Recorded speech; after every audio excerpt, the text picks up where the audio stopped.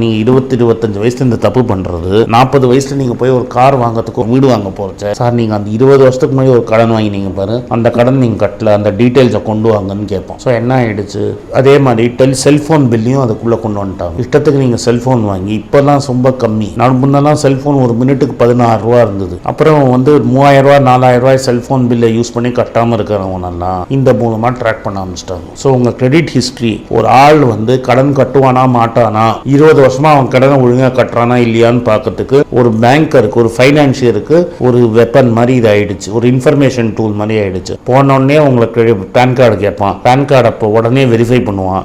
அவனுக்கு ரொம்ப simple charge தான். உடனே அதை பேங்க்ல பார்த்த உடனே உங்களுக்கு கடன் கொடுக்கலாமா வேணாமான்னு சொல்லுவோம். நார்மலா ரீட்டைல் லோனுக்கு சிபில் ஸ்கோர் 700 கீழே இருந்தால் லோன் கொடுக்க மாட்டாங்க. அதான் 700 கீழே இருந்து நீங்க ஒரே ஒரு தப்பு இருந்தா கூட ஏதோ ஒரு வெய்வர் வாங்கி பண்ணிடுவான். நார்மலா இது மாதிரி கடன் கொடுக்க மாட்டாங்க. அதனால கடன் வாங்குறச்ச முதல் ஸ்டெப்பு, நீங்க கிரெடிட் கார்டு வாங்காம இருக்கிறது நல்லது. கிரெடிட் கார்டு வாங்கினீங்கன்னா எப்படியாவது தலையை வச்சாவது செட்டில் பண்ணுங்க, இல்லாட்டா பின்னாடி போய் உங்களுக்கு பெரிய ப்ராப்ளம் ஆகும். அதே மாதிரி இஷ்டத்துக்கு டேட்டா வாங்கி 2000 ரூபா 3000 ரூபா டெலிஃபோன் பில்லை கட்டாமல் இருந்தீங்கனாலும் ப்ராப்ளம் ஆகும். ஸோ கடன் வாங்கினா கட்டலைன்னா பின்னாடி கடன் தர மாட்டோம். ஏன்னா நீங்க ஒருத்தர் ஃப்ரெண்டுக்கு கடன் கொடுக்குறீங்க, அவன் திரும்பி கொடுக்கலாம், திரும்பி அவனுக்கு கடன் கொடுப்பீங்களா? மாட்டீங்க. ஸோ இந்தியாவில் கடன் கொடுத்தா திரும்பி கட்டாட்டா திரும்பி கடன் தர மாட்டோங்கிறத ஒரு பிரின்சிபலா யூஸ் பண்ணது சிபில்ல தான். இதே தான் ஸ்டூடெண்ட் லோன் வாங்கி நீங்க கட்டாம ஏமாத்திடலாம்னு நினைச்சீங்கன்னா வாழ்க்கையில இனிமேல் நீங்க கடனே வாங்க முடியாது. நீங்க கடன் வாங்கலைன்னா பைக்கு கடன் வாங்க முடியாது, காருக்கு கடன் வாங்க முடியாது, வீட்டுக்கு கடன் வாங்க முடியாது, எதுக்குமே கடன் வாங்க முடியாது. இப்போ சிபில் நார்மலா இருக்கு. ஆனா இப்போ இந்த பிரைவேட் பேங்க்லாம் என்ன பண்றாங்க,